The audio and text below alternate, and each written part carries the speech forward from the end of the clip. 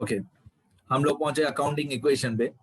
अभी जो मैं आपको टॉपिक बताने वाला हूँ नेक्स्ट, ये टॉपिक बहुत सारे चैप्टर्स में आपको काम आएगा, सिर्फ 11th में नहीं, जिंदगी भर ये टॉपिक आपको बहुत काम आएगा। जो अभी हमारा टॉपिक है इसको बोलते हैं examples of drawings. Examples of drawings मतलब अगर एक सिंगल ओनर हो, अगर सोल प्रोप्राइटरशिप हो, तो इनमें से कोई भी ट्रांजेक्शन दी हुई हो, आप हमेशा ड्रॉइंग्स अकाउंट डेबिट करोगे। ड्रॉइंग्स अकाउंट हमेशा डेबिट ही होता है, ठीक है। ऐसे याद करो, DDCC, D is always D and C is always C।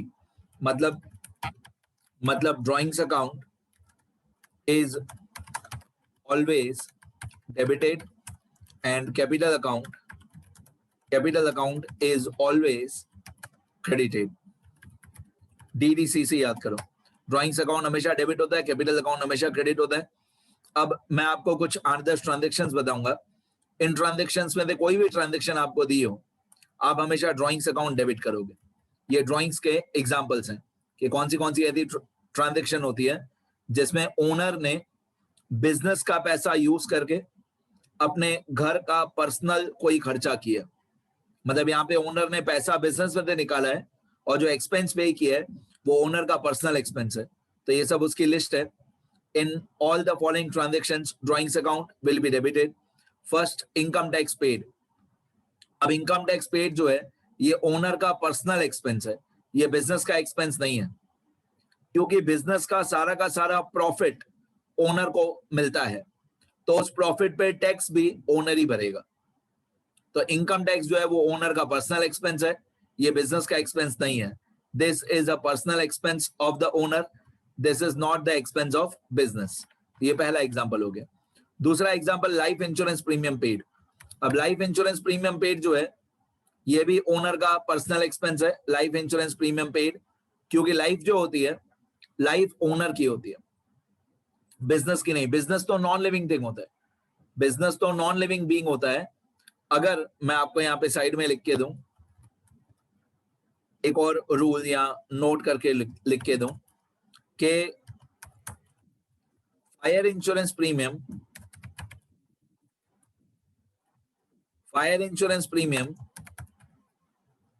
Is the expense of business.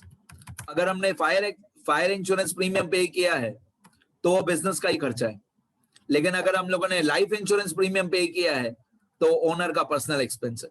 तो लाइफ इंश्योरेंस, क्योंकि लाइफ ओनर की होती है, life insurance premium paid is the personal expense of owner, मतलब ये ड्रॉइंग्स हुआ।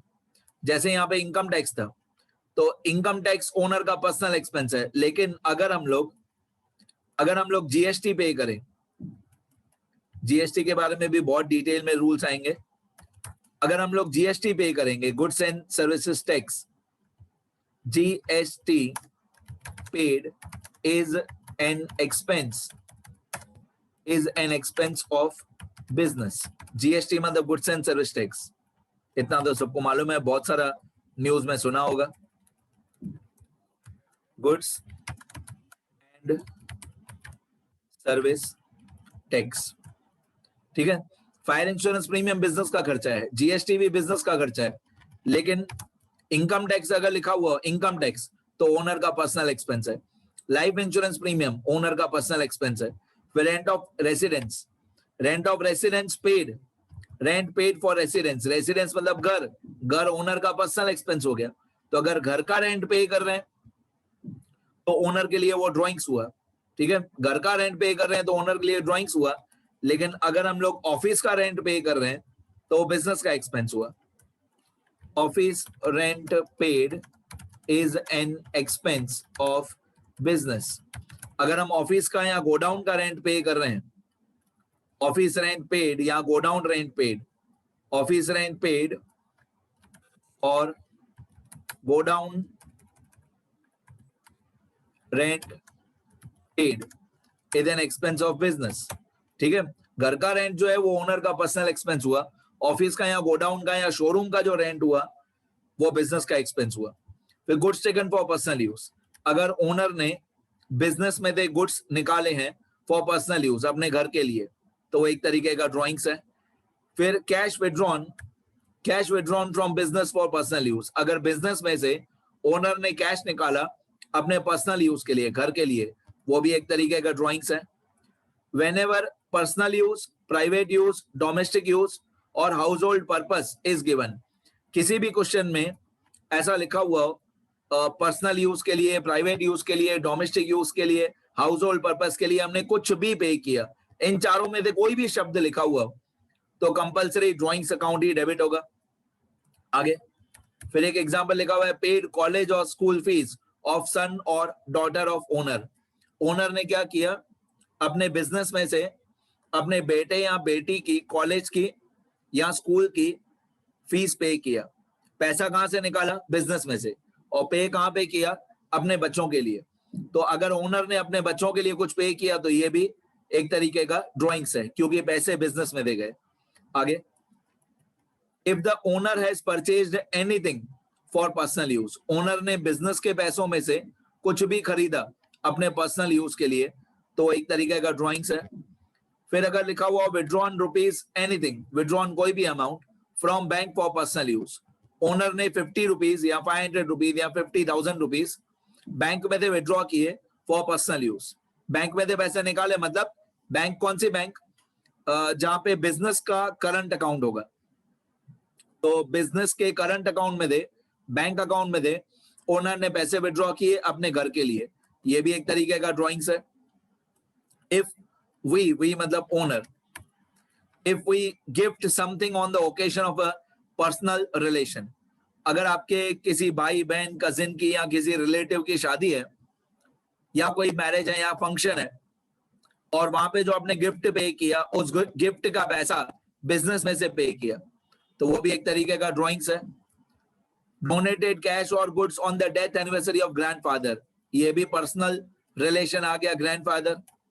तो जब भी ऐसा कोई पर्सनल रिलेशन दिया हुआ हो, ग्रैंडफादर, ग्रैंडमदर, वाइफ, डॉटर, सन, कोई भी ऐसा पर्सनल रिलेशन दिया हो, वहां पे कंपलसरी ड्राइंग्स आता ही है. ठीक है, तो ये ड्राइंग्स के एग्जांपल्स थे. बहुत अच्छी तरह से पढ़ना लिखना. इनमें से कोई भी ट्रांजैक्शन दी हो कंपलसरी पक्का ड्राइंग्स अकाउंट डेबिट होगा ही. तो एक बार मैं स्क्रॉल कर देता हूं, एक बार स्क्रॉल कर देता हूं, फिर आगे आप लोगों के डाउट्स बताता हूं.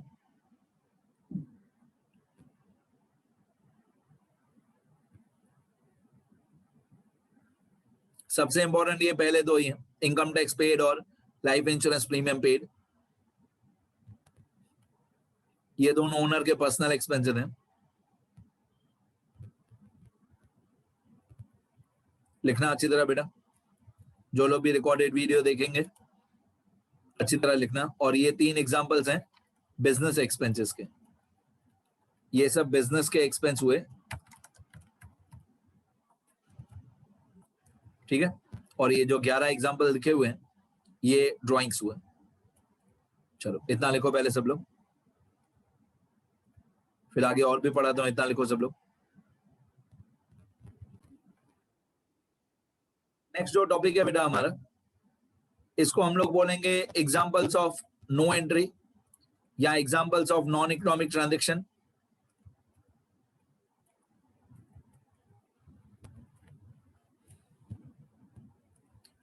नेक्स्ट जो हमारा टॉपिक है इसको हम लोग बोलेंगे एग्जांपल्स ऑफ नो एंट्री या नॉन इकोनॉमिक ट्रांजैक्शन.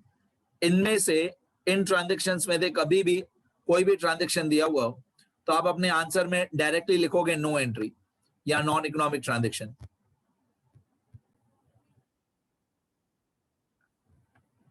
अब ये ट्रांजैक्शन याद करो, इनका आंसर स्ट्रेट नो एंट्री होता है या नॉन इकोनॉमिक ट्रांजैक्शन होता है. First number example, received an order for the supply of goods. अगर किसी कस्टमर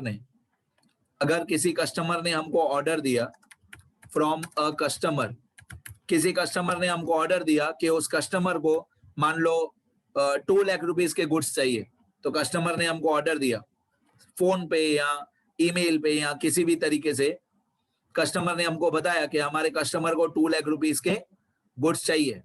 तो अगर हमको ऑर्डर मिला या अगर हमने किसी को ऑर्डर दिया, वो कोई भी ट्रांजैक्शन नहीं होती है, क्योंकि इसमें बिजनेस में ना कुछ आया ना कुछ गया. Order is not a transaction. Order मिलना या ऑर्डर देना कोई ट्रांजैक्शन नहीं होती है, तो हम इसको नॉन इकोनॉमिक ट्रांजैक्शन बोलेंगे। तो फर्स्ट नंबर में जैसे मैंने आपको बताया, received an order for supply of goods from a customer. तो ऑर्डर मिलने से ना हमारे बिजनेस में कुछ आया ना हमारे बिजनेस में कुछ गया। ऑर्डर मिलना या ऑर्डर देना कोई भी ट्रांजैक्शन नहीं है। इसके बाद है प्लेस्ड और given an order for the purchase of goods. Placed और given an order to supplier. हम ऑर्डर किसको देंगे? सप्लायर को देंगे। हमने सप्लायर को ऑर्डर दिया है कि भाई हमको गुड्स चाहिए, ना अभी तक गुड्स आए हैं हमारे पास, ना हमने कोई पैसा पे किया है सप्लायर को, तो कुछ भी ना हमारे बिजनेस में आया ना कुछ भी हमारे बिजनेस में दे गया, सिर्फ हमने ऑर्डर दिया है। तो ऑर्डर मिलना या ऑर्डर देना कोई भी ट्रांजैक्शन नहीं होती है। इसका आंसर होगा नो एंट्री। फिर लिखा हुआ है decided to increase the monthly salary of Hrithik. या कोई भी हमारा एम्प्लॉय, ऋतिक या कोई भी एम्प्लॉय, उसकी सैलरी हमने डिसाइड किया है कि हम 500 रुपीज सैलरी बढ़ाएंगे, इंक्रीज करेंगे। तो अभी तक हमने सिर्फ डिसाइड किया है, हमने सैलरी पे नहीं की है। जब सैलरी पे करेंगे तब एंट्री होगी। अभी हमने सिर्फ डिसाइड किया है, डिसाइड करने की कोई एंट्री नहीं होती है। फिर फोर्थ वाले में लिखा हुआ है decided to build a factory. Same बात है, डिसाइडेड, सिर्फ डिसाइडेड है। तो जब भी डिसाइड करते हैं तब कोई एंट्री नहीं होती है। Decided to build a factory, जब हम एक्चुअल फैक्ट्री बनवाएंगे, जब हमारा एक्चुअल खर्चा होगा तब एंट्री करेंगे। अभी हमने सिर्फ डिसाइड किया है। फिर decided to increase the selling price of goods. हमने डिसाइड किया कि हमारे जो गुड्स है उनका सेलिंग प्राइस हम बढ़ाएंगे, तो ये भी सिर्फ डिसाइडेड है। एक्चुअली में अभी तक बढ़ाया नहीं है, या प्राइस जब बढ़ाएंगे, जब गुड्स बेचेंगे तब एंट्री करेंगे। अभी हमने सिर्फ डिसाइड किया है। डिसाइडेड, डिसाइडेड, डिसाइडेड, तीनों में नो एंट्री। इसके बाद लिखा हुआ है bank has sanction overdraft facility of ₹50,000। Bank वालों ने हमको बोला कि आप 50,000 रुपीज ओवर विड्रॉ कर सकते हो, मतलब जितना आपका बैलेंस है उससे 50,000 रुपीज ज्यादा विड्रॉ कर सकते हो। हमने विड्रॉ किया नहीं है, हमने विड्रॉ किया नहीं है। बैंक वालों ने हमको परमिशन दिया कि आप 50,000 रुपीज ओवर विड्रॉ कर सकते हो, ठीक है। तो हमने विड्रॉ किया नहीं है, जब विड्रॉ करेंगे तब एंट्री करेंगे। अभी हमको सिर्फ बैंक वालों ने परमिशन दी है। आगे, received goods at sample. Sample के जो गुड्स हमको मिलते हैं, इसके ऊपर एक बहुत बड़ी स्टोरी है सैंपल्स के ऊपर। सैंपल के जो गुड्स हमको मिलते हैं वो फ्री में मिलते हैं। तो गुड्स हमको मिले सैंपल के फ्री में, ठीक है, उसमें हमारे बिजनेस में कुछ गया नहीं, कुछ आया नहीं, फ्री के सैंपल मिले, वो हमने साइड में रख दिए, उनका कोई यूज भी नहीं है, सिर्फ हमने साइड में रख दिए, तो इसमें भी कोई एंट्री नहीं होती है। Appointed mister X as an accountant at monthly salary of ₹20,000। हमने मिस्टर एक्स को जॉब पे रखा at a monthly salary of 20,000। हमने सैलरी पे नहीं की है मिस्टर एक्स को, सिर्फ हमने उनको अपॉइंट किया है, तो अपॉइंट करने से कोई भी एंट्री नहीं होती है। Lodged a complain in the police station for the theft of goods. हमारे गुड्स चोरी हो गए थे। अगर हमारे गुड्स चोरी हो जाएंगे, जिस दिन हमारे गुड्स चोरी हो जाएंगे, थेफ्ट या स्टोलन, उस दिन एंट्री होगी, वो मैं बताऊंगा क्या एंट्री होगी। लेकिन हम पुलिस स्टेशन में कंप्लेन लिखवाने गए, कंप्लेन लिखवाना कोई भी इकोनॉमिक ट्रांजैक्शन नहीं है। कंप्लेन लिखवाने के दिन कुछ भी ना हमारे बिजनेस में आया ना गया, जिस दिन गुड्स चोरी होंगे उस दिन एंट्री होगी, लेकिन कंप्लेन लिखवाना इज नॉट एन एंट्री। फिर the market value of shares और इन्वेस्टमेंट्स हैव इंक्रीज और डिक्रीज। हमने बिजनेस के पैसों में से शेयर्स खरीदे थे या इन्वेस्टमेंट्स खरीदी थी, उनकी मार्केट वैल्यू यहाँ बढ़ गई या कम हो गई। तो जिस दिन मार्केट वैल्यू बढ़ती है या कम होती है उस दिन हम एंट्री नहीं करते हैं। जिस दिन हम अपने शेयर्स को बेचेंगे, सेल करेंगे, उस दिन एंट्री होगी। मार्केट वैल्यू तो हर सेकंड में, हर एक मिनट में, हर एक सेकंड में ऊपर नीचे होती है, तो मार्केट वैल्यू चेंज होने से कुछ नहीं होगा। जब हम बेचेंगे इन शेयर्स को तब एंट्री होगी। मार्केट वैल्यू चेंज हो तो नो एंट्री।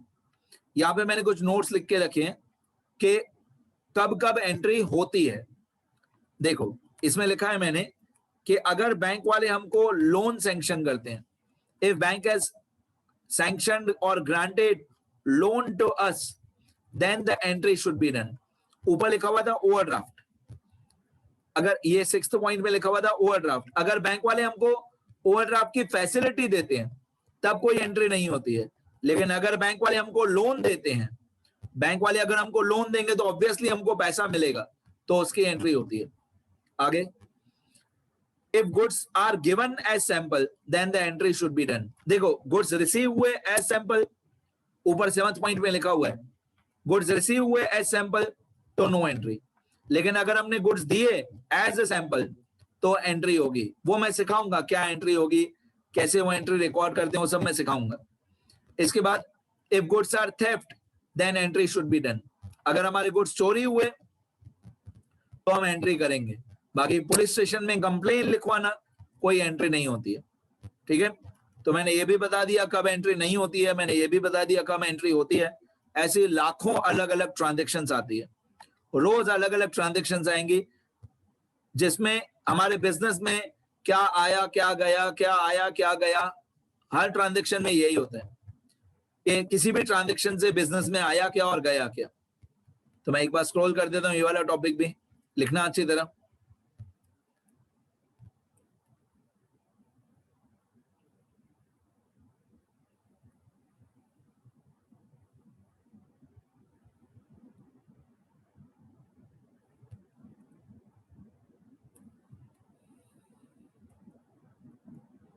ठीक है, इतना लिखो अच्छी तरह।